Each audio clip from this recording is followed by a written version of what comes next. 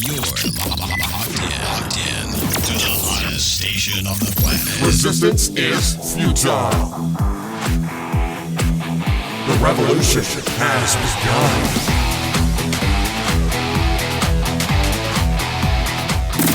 You're listening to Rebelpreneur Radio, helping you break the rules and build the business you need for the life you want. And now, broadcasting his pirate signal from somewhere beyond the status quo, here's your host, best-selling author, marketing and media strategist, Ralph Brogden. Hello and welcome to Rebelpreneur Radio. It's the show that helps you build the business you need so you can live the life you want. I'm Ralph Brogden. We talk to a lot of people who are coaches, consultants that are doing some interesting things online. And it's easy to forget that there are real business opportunities in the real world that don't have anything to do with being online. And so it's really refreshing to come across people who are crushing it out there in the real world. And today's guest is a great example. I'm here with Joe Evangelisti. He was once known as the Flip King of real estate before he discovered the overlooked profits hiding in the self-storage industry. And I hadn't thought about it until I started looking into this. And that makes sense because I've got more stuff that I can store in my home. And then I go to places and I see what they're charging. And it's like a Chick-fil-A. It's like, boy, I wish I had a piece of one of these Chick-fil-A restaurants. I could be making millions and millions a year. And I got to thinking, if I had a little piece of a storage place, I could really be crushing it. But I wouldn't even know how to go about doing that. Well, Joe is an expert in doing this. He was once known as the Flip King in real estate. Now he is finding profits that have been hiding in the self-storage industry. He's gone from flipping over 100 homes per year to making 10 times more in profits from only doing 5 to 10 storage deals per year. So that's pretty smart because you're working a lot less and you're making 10 times more. So in addition to self-storage investing, Joe is also an author. He's host of his own podcast titled The Legacy Blueprint, and he is CEO of 2 other businesses that are doing 7 and 8 figures a year. Can we learn something from Joe? I think we can. Joe Evangelisti, welcome to Rebelpreneur Radio. Thanks for having me, Ralph. I appreciate it. Absolutely. Man, tell us how in the world you got started doing this. What got you turned on to real estate? And then where and when did you see the opportunity to get into storage? Yeah, it really all started when I was younger. My father was the first entrepreneur in our family, and my parents were divorced at a really young age. And so, when I was about 2 years old, from that point on, nights and weekends were spent with my dad. And he was in construction, so we drive around to job sites, so I grew up in construction on job sites, walking around, checking on things, and, either with a broom in my hand or a hammer in my hand or a drywall trowel in my hand. And so it's been in my blood from a really young age. And I just always loved construction. I always loved seeing things being built and, kind of created from something, turning something into nothing from nothing to something. And, Sure. Whether it was a kitchen or an addition or a, whatever, all the way up to now we're built 100,000 square foot self-storage sites. But I always loved the process of creation, and so I've always kind of been addicted to that. And I out of high school, I did a little break and did 6 years in the military and actually got to do construction in the military in the U.S. Navy Seabees. So I was actually a builder in the Navy, which most people don't even know that existed, but did that for a little bit, got to do construction. And right after that, got right into real estate and started doing houses. Wow. So how many years were you in real estate? Been in real estate now for 16, 17 years. I'm trying to date myself a little bit, but I got in 2007. Okay. All right. 2007. So that was just before the big collapse. Was that the opportunity? Absolute best time ever to get into real estate. Right before it's I really thought that I was going to take my life savings and turn it into $1 million overnight. And I call it a really lucky opportunity, Ralph, that I got in at the time, because I learned so many lessons in the first 3 years that probably would have taken me decades to learn had I got in at a different time.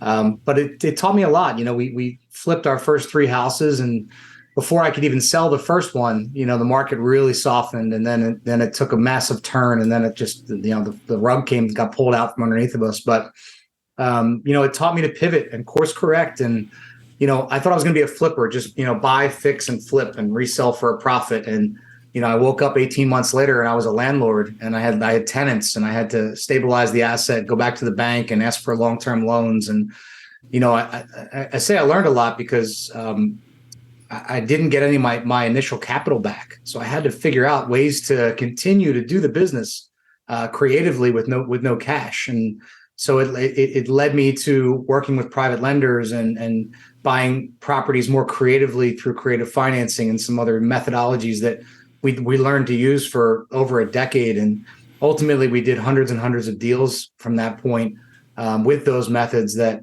otherwise I might not have learned if I kept doing it traditionally. Sure. So along the way, you did very well for yourself. You were flipping over 100 homes per year. And then were you looking for a way to make more money and not work as hard, or did you just kind of stumble into the self-storage opportunity?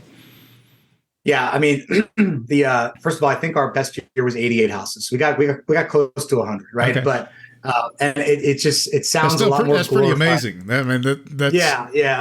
if I were to contemplate 2 or 3 of those, but 88, that's really amazing. I wouldn't recommend it to anybody, right? It was, the way we made the transition at the end of the year, and this is about 5 or 6 years ago, the end of that year, my business partner and I sat and we were evaluating, like, what do you want to do next year? I think we're going to do 90 some this year. Do you want to do 110, 120 next year? And he looked at me and goes, I never want to do this again.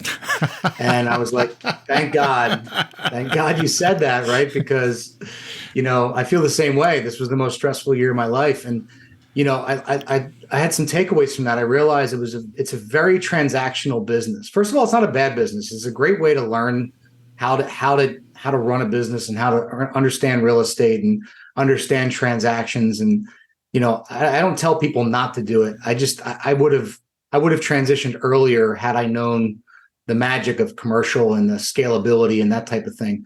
But the transactional, the chasing of deals, the constant, there's a lot of things you can't control in residential, mortgage, approvals and appraisals and home inspections, and just a lot of things, a lot of moving pieces. And, when you're running a business with 40 some employees and a huge payroll, and you're constantly trying to get to Friday, and you have massive closings that are pending your cash flow. It's just a churn and burn, man. The money goes in as fast as it comes out, and vice versa. It was just a very, very high stress, high anxiety type of business. And my tax returns always said I made a ton of money, but I never could put my hands on any money. Like, I just never seemed to have any money. So it was a high burnout type of atmosphere. And when we made the transition, I knew I wanted something more scalable, more efficient, a much smaller team, but something that was more legacy wealth creation. The transaction of real estate and buying and selling is never a long-term wealth vehicle. You can sell and flip houses, make a bunch of cash, but you're not creating wealth over time. Really, it's just a cash register. And so I knew I wanted to transition to something that helped us keep more real estate over a course of a long period of time. And that's really what we got into with self-storage. So like McDonald's, for example, I've heard people say McDonald's is in the real estate investment business, and they just happen to be selling hamburgers. Absolutely. You're in the real estate investment business, but you just happen to be building self-storage units and selling off little pieces of it, or renting out little pieces of it. It's almost, I guess the analogy is kind of like having an apartment complex. But instead of renting out apartments, you're renting out storage units, and it's kind of a microcosm of that. What turned you on to that? How did you run across that?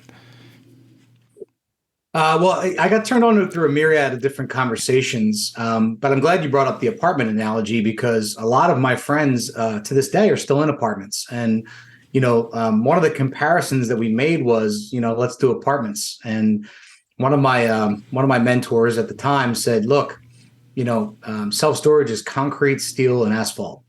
Right. There's just no maintenance. There's no update, very little. Right. I mean, you're going to have maintenance every 10 or 20 years, updating some different, wearable, steel products and doors and things like that. But, when you do a turnover with an apartment, you could spend $3, $4, $5,000, new kitchens, new flooring, new tile, new bathrooms, new toilets, new vanities.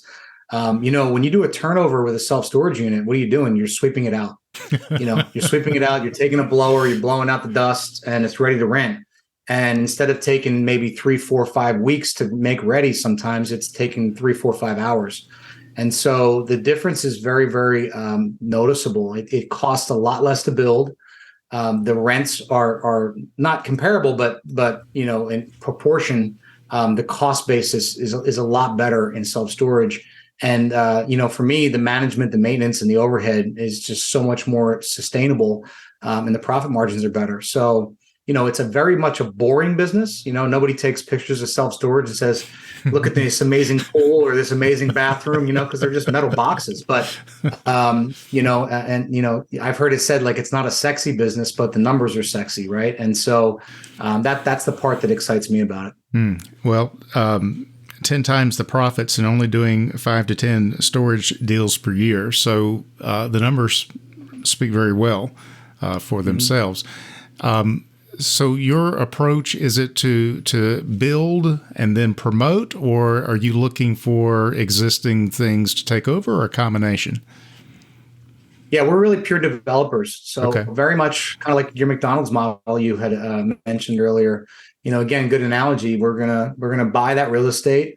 We're always building Class A sites, meaning they're the big ones. 80,000 to 100,000 net rentable or bigger.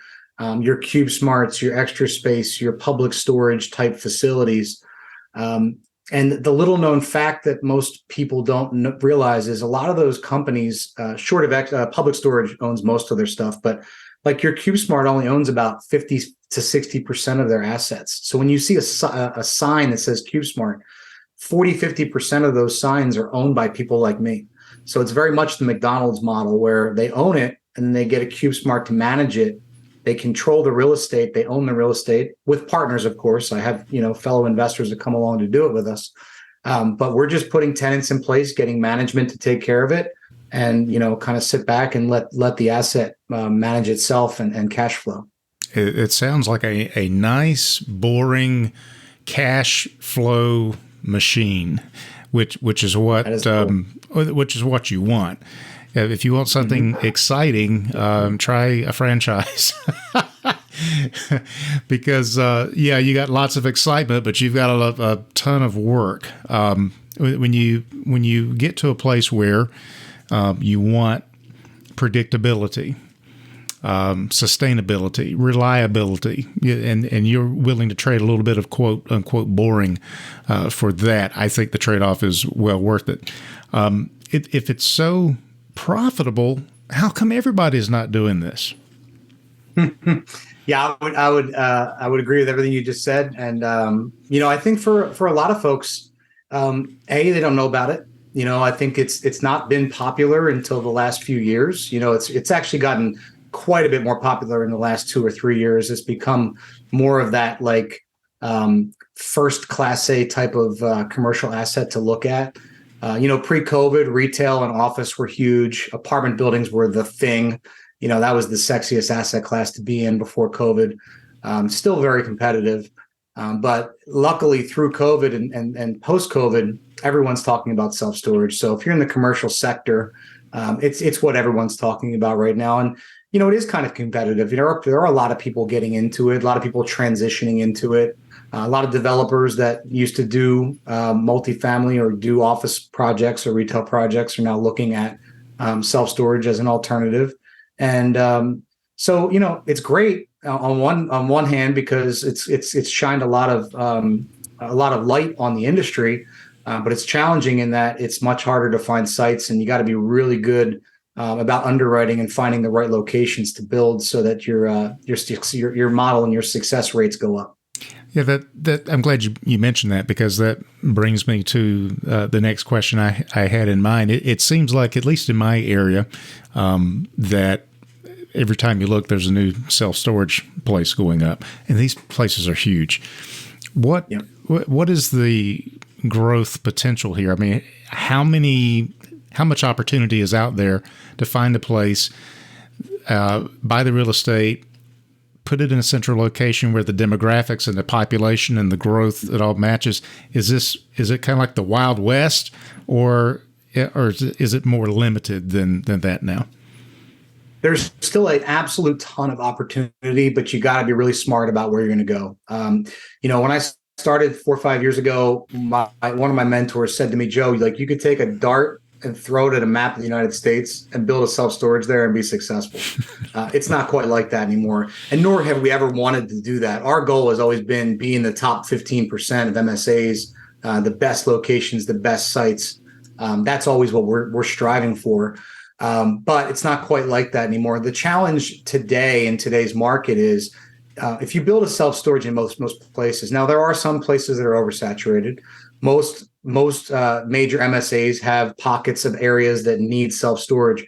Your biggest challenge is not, is it going to be successful? It's when it's going to be successful, right? So can you sustain the time it's going to take to fill that location with tenants? And so, with rates and with terms, with financing, with the way you're structuring your partnership, can you hold that asset long enough for the tenants to be filled? So it's this race, right? If it takes you 3 or 4 years to fill with tenants, can you pay the debt, for that time period until you get to that point? Or if you're in a really good market and you ramp up in 12 months, there's a massive difference in cost, obviously, between those two types of markets. And so 12 months would be an extremely fast ramp up in today's market, almost impossible unless you're in just an absolute crazy area. And we do have one of those right now that we're about 30% occupied in 2 months, which is just unheard of. Wow. Whereas some places are taking 3 to 4 years. And so, when you're holding $10 or $12 million in debt for 3 years, and it takes you, say, 2.5 of those years to break even, it's a lot of holding costs that when you're paying 8, 9, 10% interest only to the bank. So it's just a matter of, can you sustain it, and is it a good play? Yeah.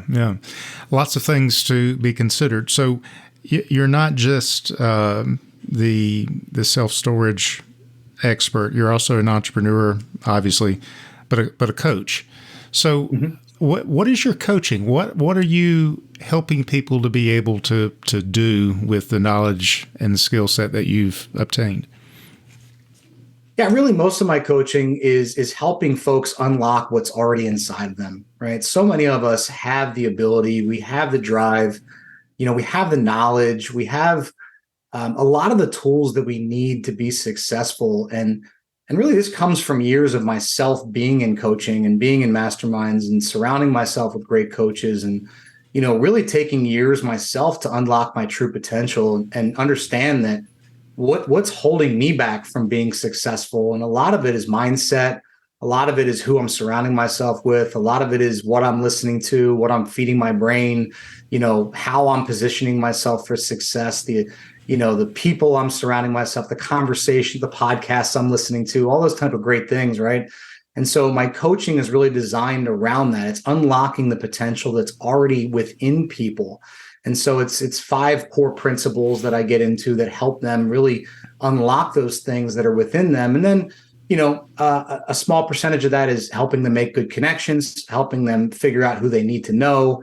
And a big piece of it is helping them get into real estate. So, I help a lot of folks that are doctors, attorneys, or, insurance brokers. And, they're not only trying to become better at what they do, but they're also looking for resources to invest and try to find ways to become involved in real estate. And it might not be my deal specifically, but I can help them figure out, well, how do I get involved in real estate? as a byproduct of, hey, I make really good money, but I'm not building the net worth that I deserve. I'm not building the legacy wealth that I want. I'm not building generational wealth the way I think I should be. And so it's kind of a two-part approach with the coaching. It's a part mindset and unlocking potential, and it's part legacy wealth building as well. Wow. And that's a powerful combination. And if you don't have the mindset, and that's why one of the sections on our website is devoted to conversations about mindset. And what I've learned about mindset is, and I say this over and over again, especially to clients, I'd love just to give you a mindset module and say, okay, here you are. Here's the 3 steps to get your mind right. But what I've learned is it's an ongoing thing. It's like a garden that you have to constantly weed and you have to constantly take care of. So it's not, that's where the coaching really helps, is because those mindset things keep coming up over and over again. Just when you deal with one aspect of something, here comes something else. But I like how you're taking that and you're applying it in a practical way. Wealth building. I mean, that's a powerful combination. If you can get your head right and then get your finances right, there's no stopping you. Would you mind sharing? You probably don't have time to share all 5, nor should you. But can you give us one core principle there that it seems to be foundational with the folks that you're working with? Yeah, I mean, aside from mindset, I think the second most impactful core principle is what we call controlling the clock, right? So just kind of a good example is one of my clients, and he just kind of gave me this testimonial recently. I've been working with him for about 3.5 years. And when I started with him, a lot of us, we let ego drive us, right? And this is a guy that was in his mid-50s. And when he started working with me, he had 5 different companies. And in our first 9 months working together, what we actually did, a lot of times subtraction is addition, right? Yeah. So we actually got rid of 3 out of 5 companies that were really weighing him down. And so by the end of year 1, he had actually doubled his revenue, his take-home pay, what he was paying, like bringing himself for his family, by subtracting 3 out of 5 companies, right? And so he had spent nearly a decade building up these 5 different, revenue streams to eliminate 3 out of 5 in 9 months and double his income. And by the end of that year, gave me this testimonial. Well, he just recently gave me the testimonial, but he had told me, like, Joe, I didn't realize what I didn't know when I first met you, that I was absolutely miserable. And eliminating those 3 changed my entire outlook on life. And so that was a really impactful testimonial. Controlling the clock is not just being more effective and efficient, but it's making more time for family. It's making more time for your wife. It's making more time to be, he enjoys a great cigar. So, now he has Wednesday cigar afternoon every single Wednesday. He's like, I haven't missed a cigar Wednesday in 2 years, man. And he's like, I have you to thank for that. And so, that's the kind of stuff I love, is like, man, it's not just about making more money. It's about enjoying the time we have, because it goes by so fast. Yeah, yeah. And every time and that's such a powerful testimonial. Every time I hear a testimonial like that, it reminds me of Michael Gerber, who really inspired you know Michael. He really inspired the whole Rebelpreneur philosophy in my mind, when he said that the purpose of a business is to give me more life. But if your business is not designed to give you more life, it will always do the opposite. It'll take the life that you've got. And so what a wonderful revelation to wake up one day and realize you can accomplish more by doing less. Eliminate 3/5 of your stress and worry, and just focus on the 1 or 2 streams of income that's enjoyable. You do it better. So innovation is not about adding, it's about subtracting. And then, as you said, subtracting is adding. And wow, that's Rebelpreneur right there. That's the whole mindset. That's what we're all about. Joe, what are you working on right now that's got you really excited that you can share with our listeners?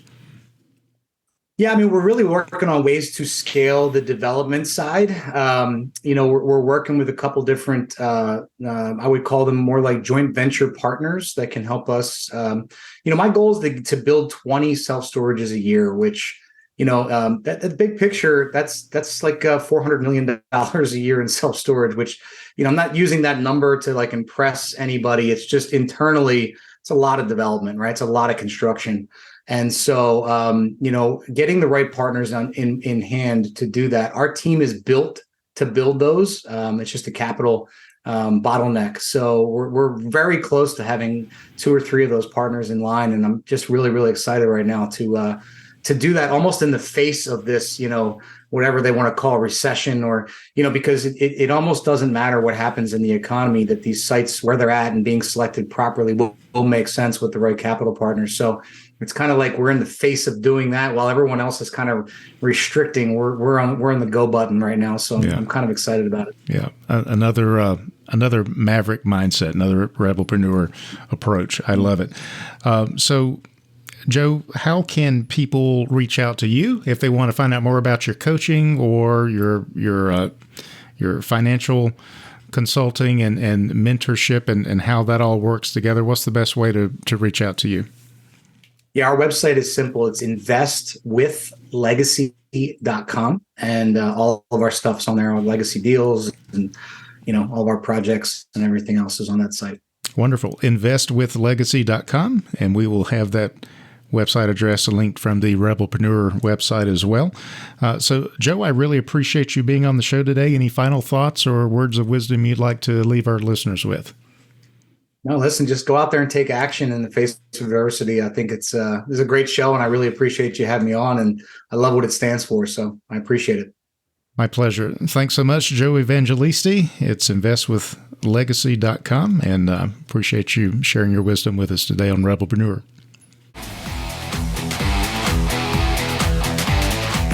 You've been listening to Rebelpreneur Radio with Ralph Brogden. Download the show notes and much more at rebelpreneur.com.